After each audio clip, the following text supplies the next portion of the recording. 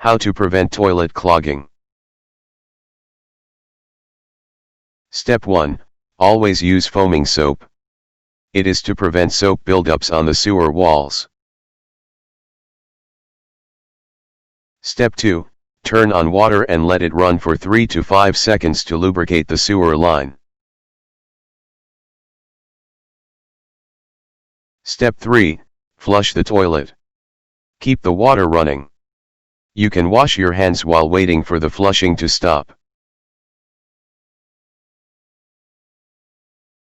Step 4.